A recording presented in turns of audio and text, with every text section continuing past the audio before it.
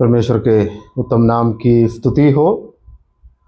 फिर से सच्चा जीवित परमेश्वर की उपस्थिति में बैठने के लिए एक और मौका प्रभु हमको दिया, इसके लिए प्रभु को स्तुति करते हैं, धन्यवाद करते हैं।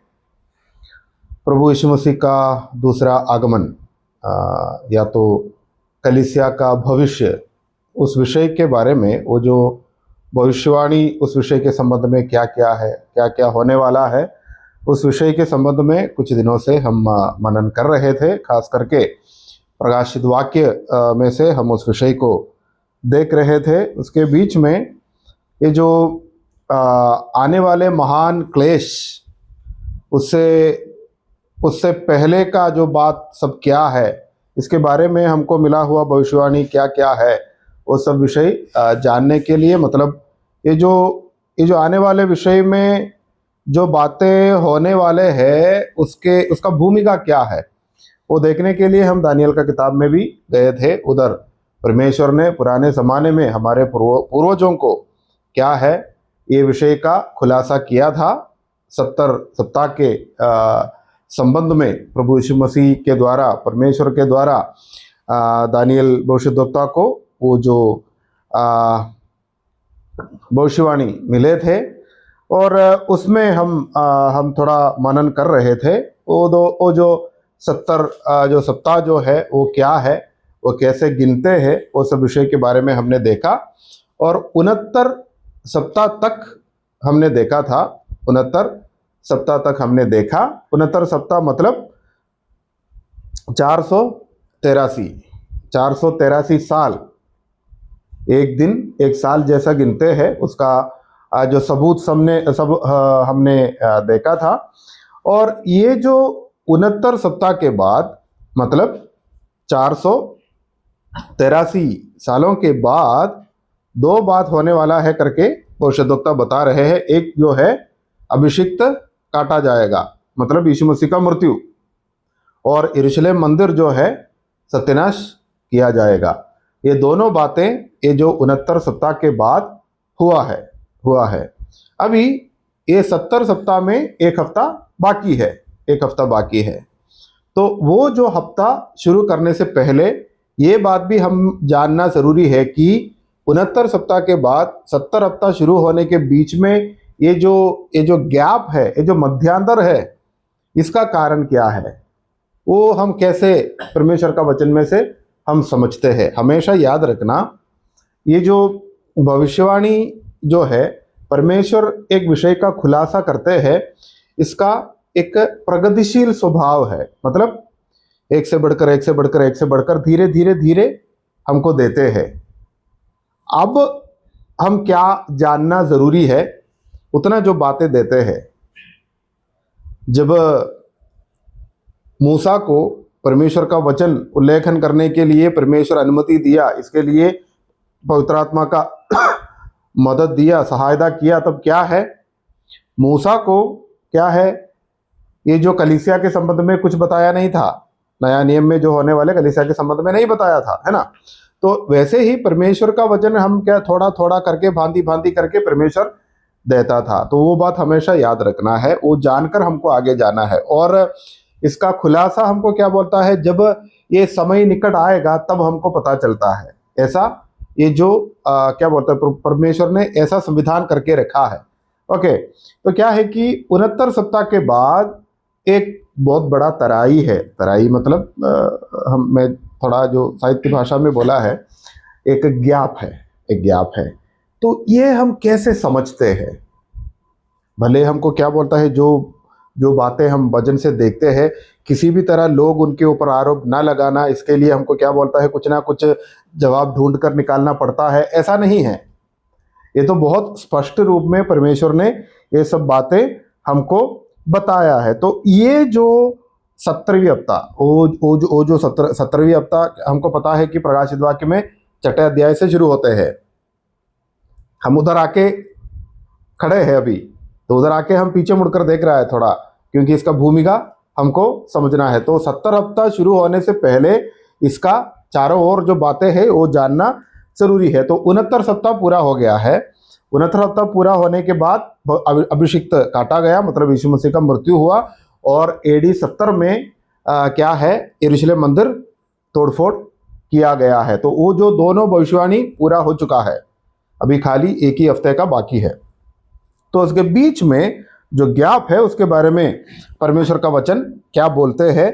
ऐसा जो भविष्यवाणी के बीच में ऐसा गैप, ऐसा मध्यांतर कैसे आते हैं, इसका सबूत क्या है, वो बात हम अभी देखेंगे। यशायाह नबी का किताब अध्याय 61 का 1 और 2 अभी हम पढ़ेंगे। यशायाह नबी का किताब अध्याय 61 का 1 और 2।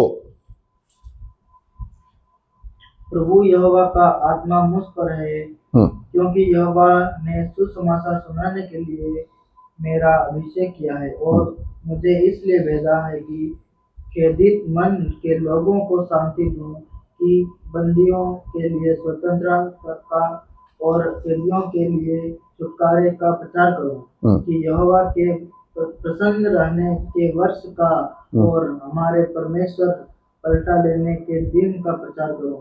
हाँ, सब बस इतना काफी है। उधर ये भविष्यवाणी इस्राएल के संबंध में है, यशायाह नबी के द्वारा हमको मिल रहे हैं, है ना। तो ये जो टूटे मन को सबको क्या बोलता है, शांति देने के लिए इस सब का खुलासा कर रहा है।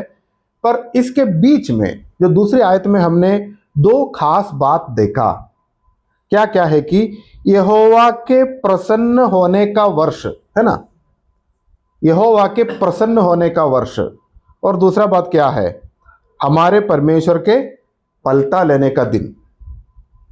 प्रसन्न होने का वर्ष का मतलब क्या है, परमेश्वर का आशीष। और क्या बोलते हैं, परमेश्वर हमसे खुश होने का, है ना, परमेश्वर का खुशी का, आनंद का एक बात है ना, प्रसन्नता हमारे ऊपर आ रहे हैं।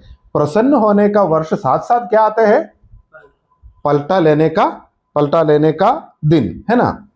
ये दोनों एक साथ बताया गया है, दोनों एक साथ बताया गया है। प्रसन्न हो जाएगा और पलटा भी लेगा, है ना। ये दोनों क्या बोलता है, विरोधाभासी बात है ना। एक खट्टा है तो एक तो मीठा है ना, एक कड़वा है तो एक तो मीठा है ना, दोनों अलग अलग बात है। तो पर क्या है, एक साथ बोला गया है। तो एक साथ कैसे चल सकता है, ये परमेश्वर का प्रसन्नता और साथ साथ पलटा भी कैसे आएगा। तो ये दोनों अलग अलग बात है। अभी मैं और एक आयत मैं आपके सामने लाना चाहता हूं। लूका रचित सुसमाचार अध्याय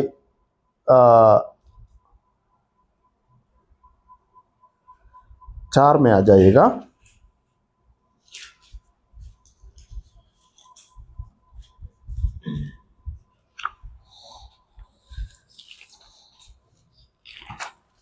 लूका रचित सुसमाचार अध्याय 4, इसका 16 से लेकर पढ़ना है हमको।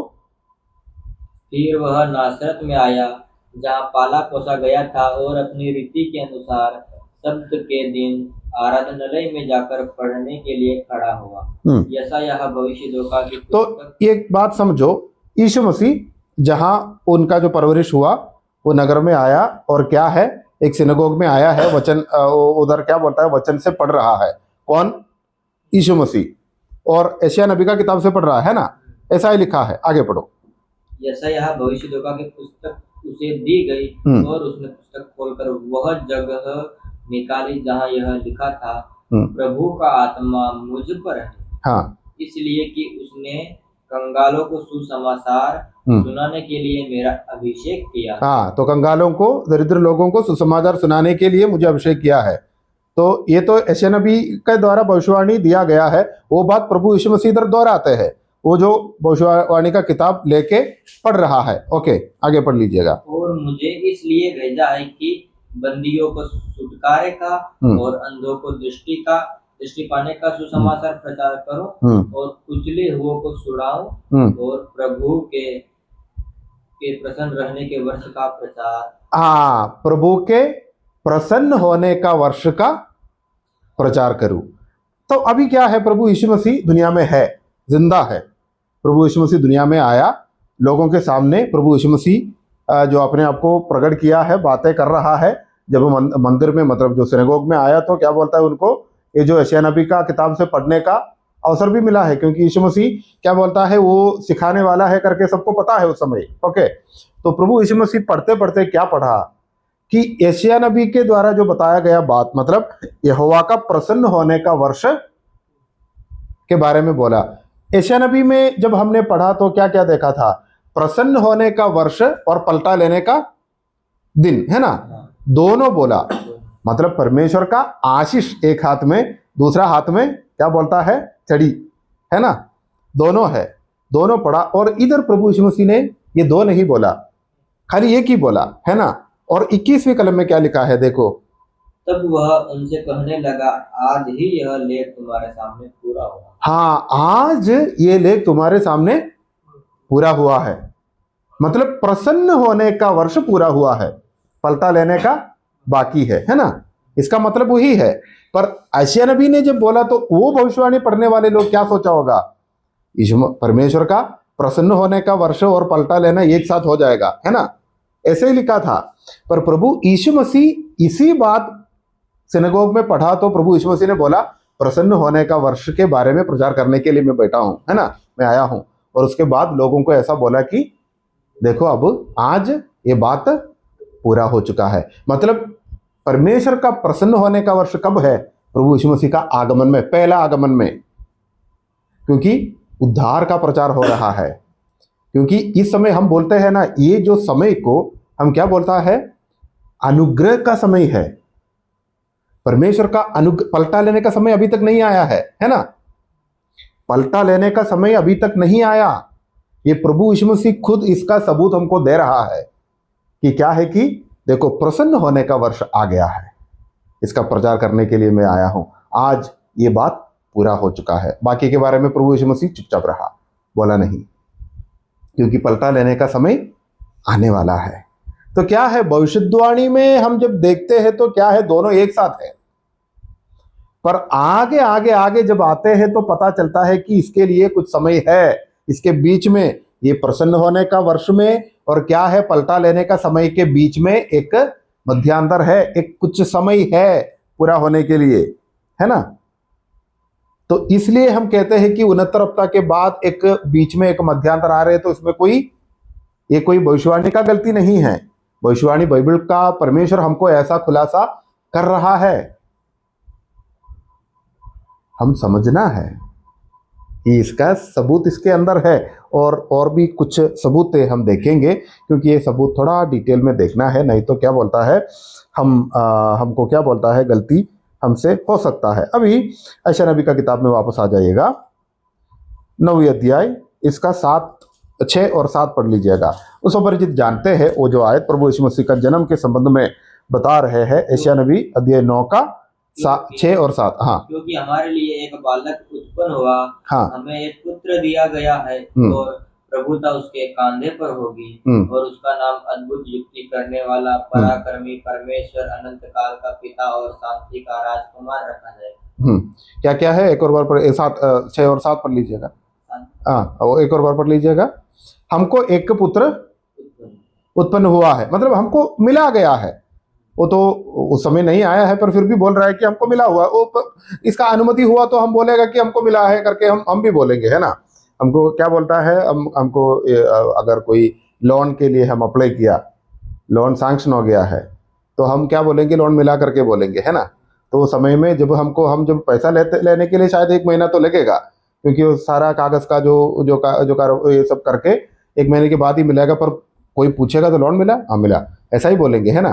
तो वैसे भविष्यद्वक्ता बोलते हैं कि हमको मिल गया है। और आगे का बात क्या है, उसकी प्रभुता सर्वदा बढ़ती रहेगी, और हाँ, उसकी शांति का अंत ना होगा। इसलिए वह उसको दाऊद की राजगद्दी पर इस समय से लेकर सर्वदा के लिए न्याय और धर्म के द्वारा स्थिर किए। हाँ, दाऊद के सिंहासन में, मतलब वो जो क्या बोलता है, वो जो राज पद में ये हमेशा हमेशा के लिए रहेगा। प्रभु यीशु मसीह का पहला आगमन में वो होगा नहीं। ये प्रभु यीशु मसीह का दूसरा आगमन में। पहले क्या बोला, यीशु मसीह के जन्म के बारे में, हमको एक बालक उत्पन्न हुआ है, एक बच्चा हमको मिला है। तो देखो, सीधा सीधा इसमें देखने वाला क्या देखेंगे, अगर एक इस्राएली नया नियम मिलने से पहले, समझो भविष्यद्वक्ता क्या बोलता है? यीशु मसीह का जन्म से 700 साल पहले ये बातें बोल रहा है। और एक यहूदी जब ये पढ़ते हैं वो क्या सोचेगा? हाँ, वो बालक उत्पन्न होगा, कुंवारी गर्भवती होकर एक बालक उत्पन्न होगा, वो लड़का क्या है? हमारा राजा बन जाएगा, हमको क्या बोलता है? दाऊद का सिंहासन में वो बैठेगा, हमको सब कुछ शांति आने वाला है एक साथ। पर ऐसा नहीं था। प्रभु यीशु मसीह का आगमन का 2 भाग था, वो उस समय खुलासा नहीं किया है। तो इधर एक मध्यांतर है, उसका उसका उसका जन्म लेना और दाऊद का सिंहासन में बैठना ये दूर की बात है ना? पर जब लिखा तो एक साथ दिया गया है हमको। ये सब होने वाले हैं, पर क्या है इसके बीच में? क्या है? गैप है, मध्यांतर है। तो परमेश्वर का वचन इस विषय का हमको खुलासा ऐसे हमको देते हैं। तो याद रखिएगा, ये जो 69 सप्ताह के बाद 70 सप्ताह के पहले एक तराई है, एक गैप आने में कोई क्या बोलता है? गलती नहीं है, क्योंकि भविष्यवाणी हमेशा ऐसे है, हमेशा ऐसे है। 70 हफ्ता बोलेगा तो 70 हफ्ता ही होगा, पर क्या है उसके बीच में प्रभु अपनी इच्छा के अनुसार एक मध्यांतर रखा है, वो पहले से ऐसा है, पहले से ऐसा है। और थोड़ा आगे हम देखेंगे, मत्ती रचित सुसमाचार अध्याय 3 का 12। मत्ती रचित सुसमाचार अध्याय 3 का 12।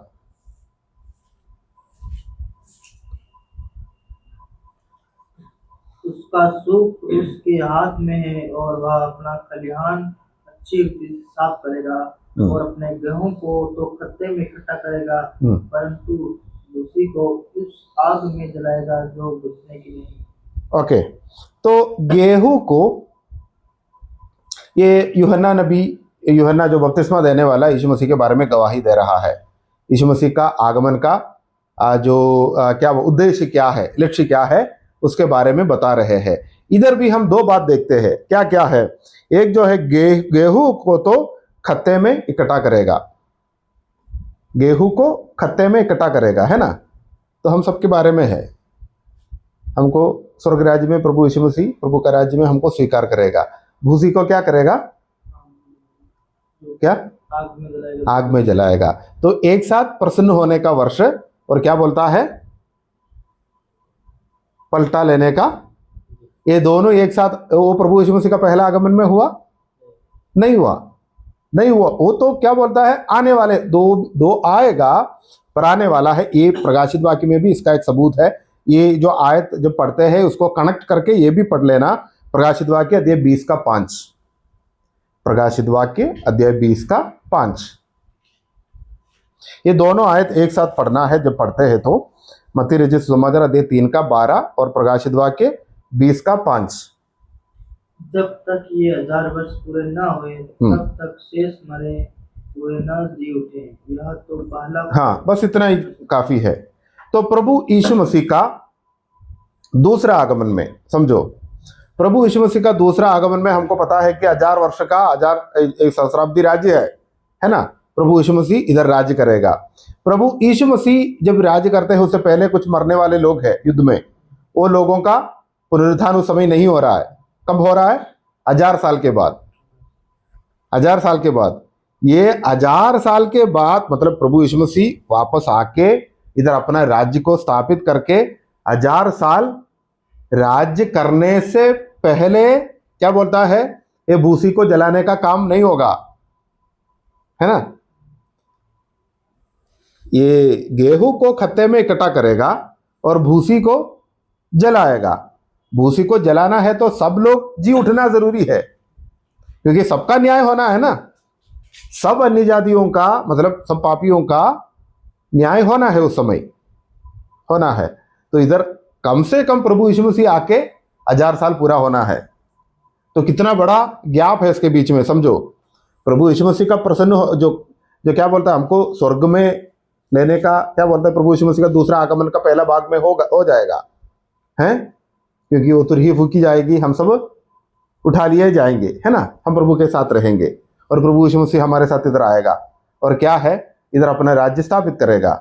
और उस समय 1000 साल का राज्य है। तब तक क्या बोलता है? मरे हुए लोग जो उस समय जो पापी लोग जो मरे हुए हैं उनका जी उठना नहीं है। तो ये जो भूसी को जलाने का समय 1000 साल के बाद ही होगा ना। कम से कम 1000 साल का गैप उसके बीच में है ना? समझ में आया? तो ये मध्यांतर जो है, ये गैप जो है, वो हमेशा भविष्यवाणी के बीच में हम देखते हैं। भले एक साथ बोला गया है, इसका खुलासा हमको पवित्र आत्मा, इसलिए परमेश्वर कलीसियाओं में शिक्षकों को रखते हैं।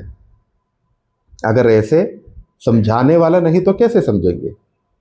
तो लोग क्या बोलता है, सोचेंगे कि क्या बोलता है, हाँ जो भविष्यवाणी जो इसराइली लोग अभी भी मसीह का आगमन के लिए इंतजार कर रहा है, क्योंकि कुंवारी गर्भवती होकर लड़का पैदा हो जाएगा, वो लड़का राजा बन जाएगा, पूरा इसराइल को अपना देश वापस मिल जाएगा, ऐसा इंतजार में बैठ रहा है। पर वो तो आ गया, इसके बीच में एक तराई है, एक गैप है, वो लोग अभी भी नहीं समझ रहे हैं। वही हाल है। तो परमेश्वर ने कलीसिया में शिक्षकों को इसलिए रखा है कि ये सब बातों का खुलासा हो जाए। इसके लिए अभी लूका रचित सुसमाचार अध्याय 1 का 31 से लेकर 2-3 आयत ज़्यादा पढ़ने से ऐसा मत सोचना कि इतना जो क्यों लंबाने का, ऐसा करके नहीं सोचना। पर हमको अगर कोई हमसे पूछे, ये विषय के ऊपर बहुत सारा बहस होते रहते हैं, चर्चा होते रहते हैं, इसलिए हमको कन्फ्यूजन नहीं आना है। तो इतना क्या बोलता है, इतना मजबूत है ये जो उपदेश का जो बुनियाद, ये जो उपदेश का जो क्या बोलता है नींव जो है, इतना मजबूत है। तो इसलिए इतना सारा सबूत मैं आपके सामने रख रहा हूँ। लूका रचित सुसमाचार अध्याय 1 का 31 से लेकर 33 तक। देख, तू गर्भवती होगी और तेरे एक पुत्र उत्पन्न होगा। हाँ, तू उसका नाम यीशु रखना। वह महान होगा और परम प्रधान का पुत्र कहलाएगा। हाँ, और प्रभु परमेश्वर उसके पिता दाऊद का सिंहासन उसको देगा। हाँ, और वह याकूब के घराने पर सदा राज्य करेगा। हाँ, वो याकूब के राज्य पर। अभी यीशु मसीह पैदा भी नहीं हुआ है, दूध आके मरियम से बोल रहा है ना, कि तू गर्भवती होगी, एक लड़का जनेगी, ये सब बातें बोलकर सीधा बोल रहा है कि वो दाऊद का सिंहासन में बैठेंगे। अगर मरियम सोच रहे कि मेरा बेटा पैदा होने के बाद सीधा राजा बनने वाले हैं, ऐसा करके सोच रहे, तो ये सब बातें क्या बोलते हैं, पहले सदी का कलीसिया वाले उस समय सब लोग जानते थे। इसलिए यीशु मसीह को क्रूस पर जब चढ़ाया तो क्या बोलता है, मरियम सब विश्वास छोड़ के चला गया नहीं, है ना? ये सब उनको पता था। क्या बोलते हैं, इनका खुलासा देखो मिला था विश्वासी लोगों को उस जमाने का। तो आज हम क्या बोलता है, झगड़ा करते हैं, नहीं नहीं नहीं ये तो गलत है। नहीं, ऐसा नहीं है। मरियम को जब गब्रियल बोला तो क्या बोलता है, एक तो गर्भवती होगी, वो तो तुरंत हो रहा है, गर्भवती हुआ और क्या है, लड़का पैदा हुआ। क्या बोलता है, सब बातें जो बोला है वैसे ही चलते हैं। तो अगर सोच रहे तो सीधा लड़का जब बड़ा हो जाएगा तब क्या बोलता है, सीधा जाके दाऊद का सिंहासन में बैठेंगे और याकूब का घराने के ऊपर राज्य करेगा हमेशा हमेशा के लिए, ऐसा सोच रहे हो तो क्या बोलता है, गलत। पर इसके बीच में एक तराई है, वो क्या है, धीरे धीरे धीरे धीरे इसका खुलासा होगा, हुआ भी है। ओके, तो अभी क्या है, ये दोनों एक साथ बोला है, पर इसके बीच में क्या है, एक तराई है। और प्रभु यीशु मसीह खुद ये जो विषय के बारे में बोला है वो भी पढ़ के हम इस विषय में से हम आगे जाएंगे। मत्ती रचित सुसमाचार अध्याय 24 का 15। मत्ती रचित सुसमाचार अध्याय 24 का 15।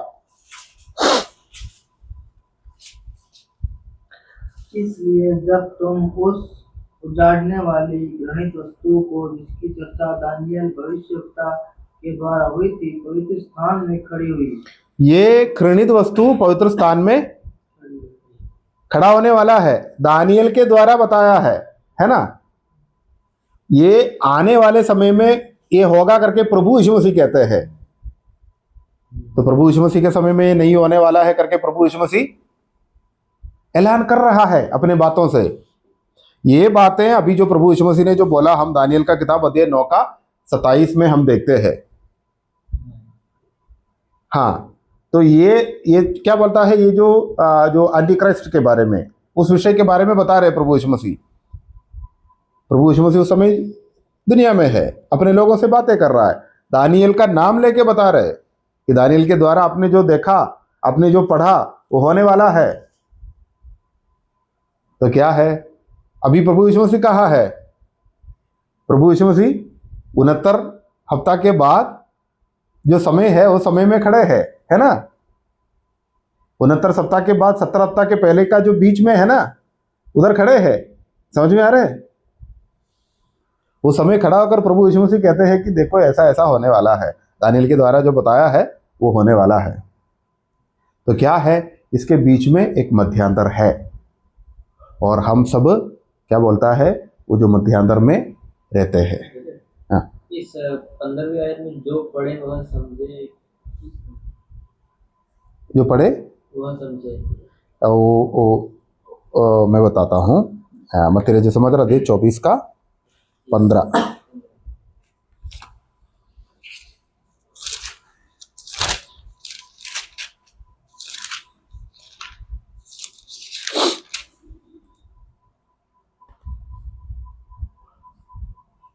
हाँ, जो पढ़े वो समझना है, ऐसा करके बता रहे हैं, है ना।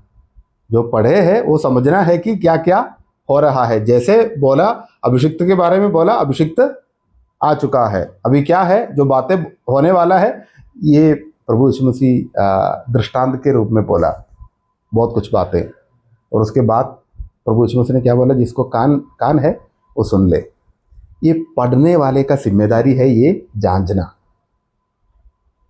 ये क्या है। जिसको कान है वो सुन ले, ऐसा करके प्रभु यीशु मसीह क्यों बोला? ऐसा एक प्रयोग है नहीं, यीशु मसीह का हर एक शब्द को मतलब है, क्योंकि परमेश्वर कहते हैं इंसान से बातें कर रहा है जो निर्बुद्धि है ना।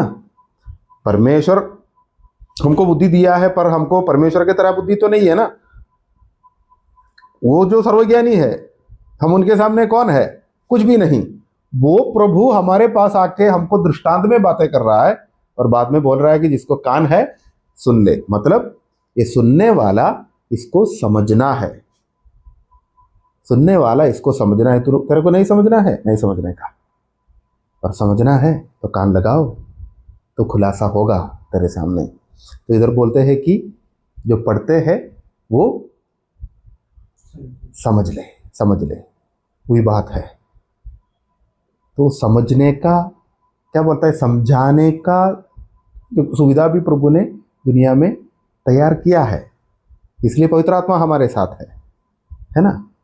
तो हम समझना है, ये हमारा जिम्मेदारी है। अगर हम नहीं समझ रहे तो गलती हमारी है। तो देखो प्रभु यीशु मसीह खुद क्या बोलता है, ये मध्यांतर के संबंध में, एक गैप के संबंध में प्रभु यीशु मसीह खुद हमको क्या बोलता है, संकेत दे रहा है ऐसा है, भविष्यवाणी ऐसा है। तो अभी क्या है, आखिरी सप्ताह हमको शुरू करना है, पर ये आखिरी सप्ताह शुरू करने के पहले एक और बात भी जानना जरूरी है। तो इधर एक बहुत बड़ा समस्या है विश्वासियों के बीच में। कुछ लोग बोलते हैं कि प्रभु ये जो 70वीं सप्ताह, वो लोग 70 सप्ताह के बारे में वो लोग मानते हैं, जानते हैं, वो स्वीकार करते हैं। और ये लोग क्या बोलते हैं कि ये 70वीं सप्ताह में कलीसिया भी रहेंगे करके, जो आने वाले क्लेश में कलीसिया भी इसका भागीदार है करके बोलते हैं, हम भी वो भोगना पड़ेगा ऐसा करके बता रहे हैं। तो अगर ऐसा साबित करना है तो हमको क्या बोलता है, इधर उधर से हमको लोगों को कंफ्यूज कर सकता है, पर क्या है, साबित नहीं कर सकता। कुछ लोग क्या बोलते हैं, हमको ऐसा लगा कि वो सही है, तो कुछ अलग सा सिखाने के लिए जो अपने बुद्धिमान समझते हैं, ऐसे लोग कुछ ना कुछ ऐसा बातें लेके आएगा, और क्या है, पूरा का पूरा जो उपदेश बर्बाद हो जाएगा। इसका मैं एक छोटा सा उदाहरण मैं बोलना चाहता हूँ। पहला कुरिन्थियों का पत्री अध्याय 1 से लेकर 3 तक, पौलुस की नहीं वो पढ़ने का जरूरत नहीं है, आप बाद में पढ़ लेना। पहला कुरिन्थियों का पत्री 1, 2, 3, ये 3 अध्याय में जब प्रेरित पौलुस बातें करते हैं, कुरिन्थ कलीसिया का पहला समस्या क्या था, 11वीं कलम देख लेना आप लिया तो। क्योंकि हे मेरे भाइयों, खलोए के घराने के लोगों ने मुझे तुम्हारे विषय में बताया कि तुम में झगड़े हो रहे हैं।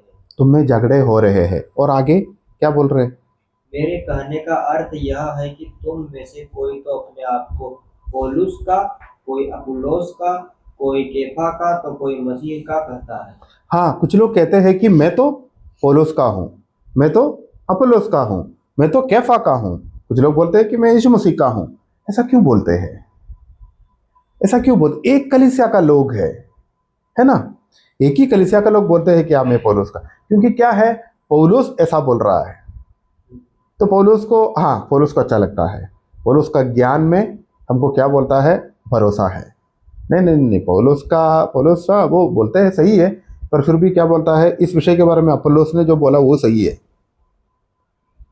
कुछ लोग अपुल्लोस के पीछे, कुछ लोग कैफा के पीछे, कुछ लोग समझदार लोग बोलते हैं कि हम किसी का पक्ष में नहीं है, हम यीशु मसीह का पक्ष में है। तो क्या बोल, एक कलीसिया के अंदर ऐसा जो भेदभाव का कारण क्या है? कारण देख लेना उधर उसी अध्याय में। मैं वो थोड़ा समझा के मैं आगे जाना चाहता हूँ। क्या मसीह है? हाँ, वो इसका इसका एक कारण भी है। वो 17वीं कलम पढ़ लीजिएगा, 1 का 17। क्योंकि मसीह ने मुझे बपतिस्मा देने को नहीं वरन सुसमाचार सुनाने को भेजा है, और यह भी शब्दों के ज्ञान के अनुसार नहीं, ऐसा न हो कि मसीहा का क्रूस व्यर्थ है। हाँ, तो क्या है, कैसे उन्होंने सुसमाचार सुनाया? क्या है कि मसीह ने मुझे बपतिस्मा देने की नहीं परंतु सुसमाचार सुनाने के लिए, सुनाने को भेजा। और ये भी शब्दों ज्ञान के जो क्या क्या है, ज्ञान के अनुसार नहीं, ज्ञान के अनुसार नहीं। और 18वीं कलम देखो, क्योंकि क्रूस की कथा नाश होने वालों के लिए मूर्खता है, परंतु हाँ, उद्धार पाने वालों के लिए परमेश्वर की सामर्थ्य है। 21वीं कलम देख लेना।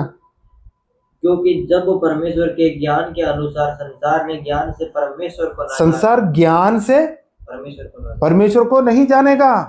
और पौलुस कहते हैं मैं अपना सुसमाचार क्या है, ज्ञान के वचनों से नहीं, और ज्ञान से कोई उद्धार नहीं पाएगा।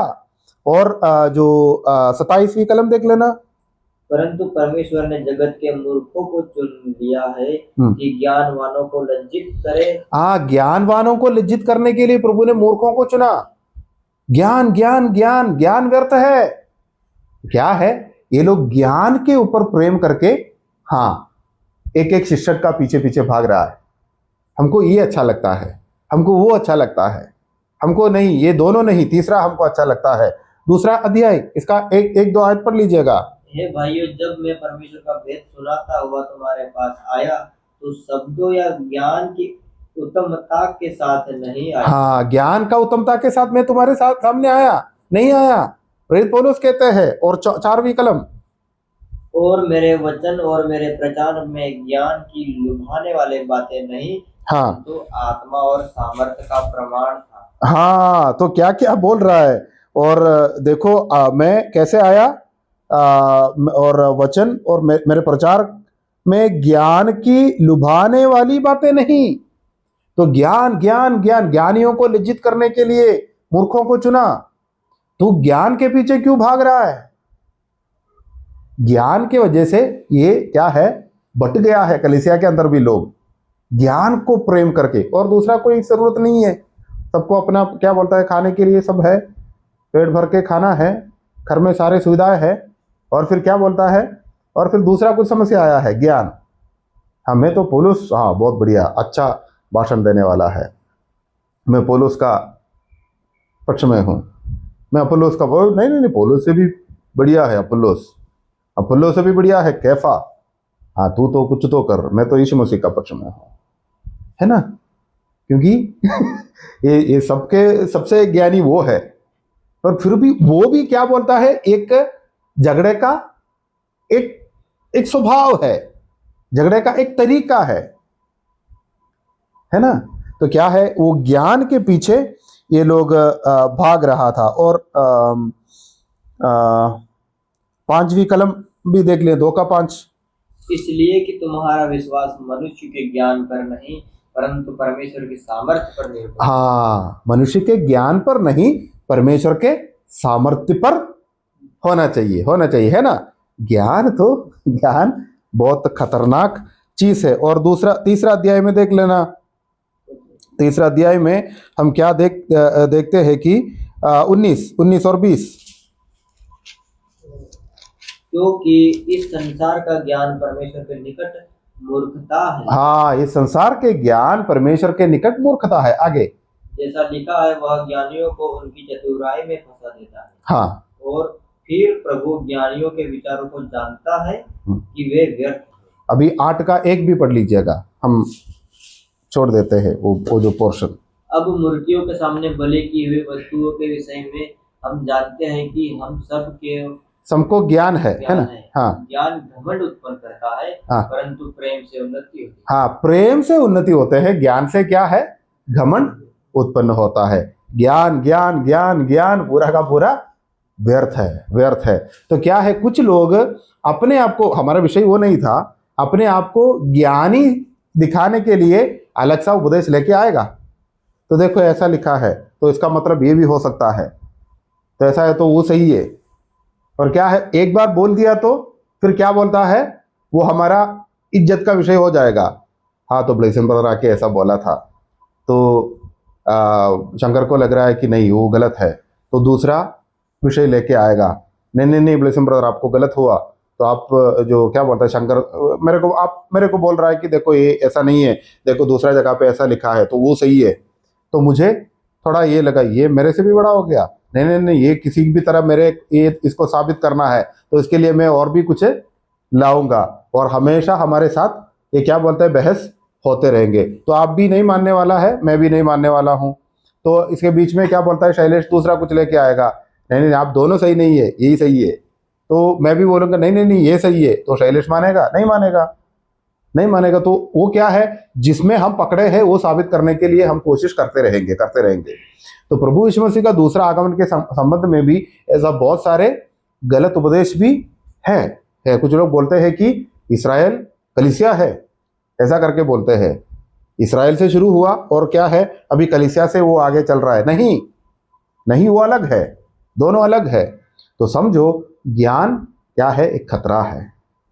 इसलिए प्रेरित पौलुस ने पहला कुरिन्थियों का पत्री अध्याय 1, 2, 3 अध्याय में ज्ञान कितना व्यर्थ है ये बात समझा रहे हैं।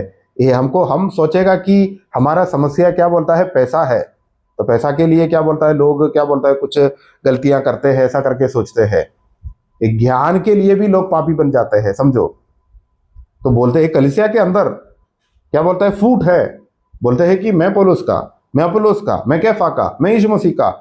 तो देखो लोग ऐसे अपने आप को क्या बोलता है, बांटते हैं। तो ऐसा विषय क्या बोलता है, हर कलीसिया में हर जगह पे है। तो वो बात हम याद रखें, वो खतरा को याद रखें, हमको आगे जाना है। तो बात ये है कि देखो मैं ये साबित करने के लिए ये सब बातें बोला कि क्या है कि कलीसिया क्या है, ये जो क्लेश में से, मतलब ये 70वीं सप्ताह कलीसिया के लिए नहीं है। प्रभु परमेश्वर ने दानिएल को जब भविष्यवाणी दिया, क्या बोला था, मैं तेरे जाति के लिए 70 हफ्ता नियुक्त किया है ना। तेरे जाति, तेरे लोगों के लिए, है ना। उनका लोग कौन है, यहूदी है, इस्राएली लोग है ना। तो बहुत स्पष्ट रूप से वो क्या है, वो भविष्यवाणी शुरू किया है। तो यहूदियों के संबंध में है खास करके, समझो। और ये एक आयत, हम इसका जो सबूत के संबंध में एक आयत पढ़ के हम आज का मीटिंग हम समाप्त करेंगे। मत्ती रचित समाचार अध्याय 16 का 18। मत्ती रचित समाचार अध्याय 16 का, हम सब जानते हैं कलीसिया के संबंध में है। प्रभु यीशु मसीह क्या कहते हैं पत्रोस से, पढ़ लीजिएगा। और मैं भी तुझसे कहता हूँ कि तू पतरस है, और मैं इस पत्थर पर अपनी कलीसिया बनाऊंगा, और अधोलोक के फाटक उस पर प्रबल ना। हाँ, तो इधर प्रभु यीशु मसीह एक कलीसिया के संबंध में पहला ऐलान कर रहा है पतरस से, है ना। एक और बार देख लेना क्या बोला है उधर। और मैं भी तुझसे कहता हूँ कि तू पतरस है, तू पतरस है, हाँ, और मैं इस पत्थर पर अपनी कलीसिया बनाऊंगा। अपने कलीसिया बनाऊंगा का मतलब क्या है, अभी तक नहीं बना है ना। मैं बनाने वाला हूं, है ना। मैं एक नया चीज बनाने वाला हूं। इसका मतलब क्या है, वो पुराना चीज का बाकी है नहीं। वो तो यहूदी तब है जब प्रभु यीशु मसीह वो खुद यहूदियों में पैदा हुआ है ना। यहूदियों का जाति अब है, और अब्राहम से इब्राहिम से परमेश्वर ने जो वायदा किया है वो वायदा पूरा नहीं हुआ है, वो बाकी है बहुत कुछ बातें। ये यीशु मसीह दाऊद का सिंहासन में बैठना है, और क्या है ये जो याकूब के घराने के ऊपर राज करना है, ये सब बातें आना बाकी है ना। दाऊद जो इब्राहिम से जो वादा बांधा है वो अभी बाकी है। वो रहते हुए प्रभु यीशु मसीह पतरस को कहते हैं कि तू पतरस है, इस पत्थर में मैं अपना कलीसिया बनाऊंगा। एक नया चीज बनाने के बारे में बोल रहा है। वो तो एक तो है उस समय, दूसरा एक बनाने वाला है। इसका मतलब क्या है कि दोनों अलग है, दोनों अलग है। एक तो उत्पन्न नहीं हुआ है अभी तक, एक तो चालू है ना। मैं इसमें से कुछ लोगों को निकाल के क्या बोलता है, ये क्या बोलता बाकी लोगों को हमेशा हमेशा के लिए छोड़ देगा, नहीं। अभी क्या है, इसराइल में से उस समय भी बहुत लोग उद्धार पाया था, प्रेरित लोग, और प्रेरित पौलुस ने बहुत सारे यहूदियों को विश्वास में लाया है ना। तो उनका क्या बोलता है, उनका हाल क्या होगा। वो तो उस समय क्या बोलता है, आत्मिक आशीषें उनके ऊपर है ना। यीशु मसीह के द्वारा जो वायदा हमको है वो सब उनको भी है। इसका मतलब ये नहीं कि जो विश्वास नहीं किया है उनको हमेशा हमेशा के लिए छोड़ा है, नहीं। उनके ऊपर क्या है, इब्राहिम के द्वारा जो वादा है वो भी चालू है। तो दोनों अलग अलग चीज है। तो इसलिए बोलता हूं, जब 70 हफ्ता के बारे में प्रभु ने बोला कि सीधा क्या बोला, देखो तेरे लोगों के लिए 70 हफ्ता मैंने नियुक्त किया है। और एक और आयत भी हम देखेंगे, प्रकाशित वाक्य अध्याय 3 का 10, वो पढ़ के हम समाप्त करेंगे। अध्याय 3 का 10। तूने मेरे धीरज के वचन को थामा है, हाँ, इसलिए मैं भी तुझे परीक्षा के उस समय बचा रखूंगा जो पृथ्वी पर रहने वालों के परखने के लिए सारे संसार पर आने वाला है। एक और बार पढ़ लीजिएगा। तूने मेरे धीरज के वचन को थामा है, हाँ, इसलिए मैं भी तुझे परीक्षा के उस समय बचा रखूंगा हाँ, जो पृथ्वी पर रहने वालों के परखने के लिए सारे संसार पर आने वाला है। वो जो आयत जब हम अंग्रेजी में देखते हैं तो क्या देखते हैं कि, मैं वो जो रेफरेंस मैं इंग्लिश बाइबल में भी लेता हूँ, इंग्लिश बाइबल में मैं लेता हूँ प्रकाशित वाक्य 3 का 10, देख लेना। Because thou hast kept the word of my patience, I also will keep thee from the hour of temptation which shall come upon all the world to try them that dwell upon the earth. I also will keep you from the hour. इसका मतलब क्या है कि जब ये जो समस्या, मतलब ये जो क्लेश होगा, उस समय मैं तुमको संभाल के रखूंगा। ऐसा सीधा हम देख रहे हो तो हमको ऐसा समझ में आएगा, पर इधर क्या है, keep you from the our.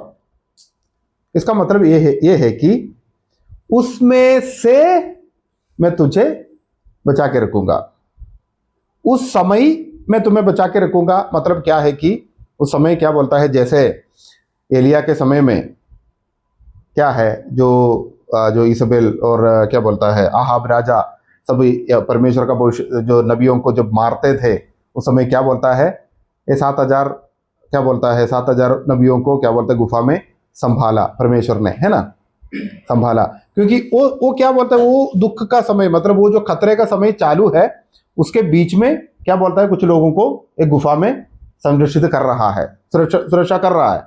ऐसा नहीं, ये जो बात ऐसा नहीं है, उस समय में से, उसमें से मैं तुझे निकालूंगा, उसमें से मैं तुझे संभालूंगा। मतलब उस समय तेरे लिए नहीं है, उस समय तू नहीं है, उसमें से उस समय मैं तुम्हें संभालूंगा, ऐसा नहीं है।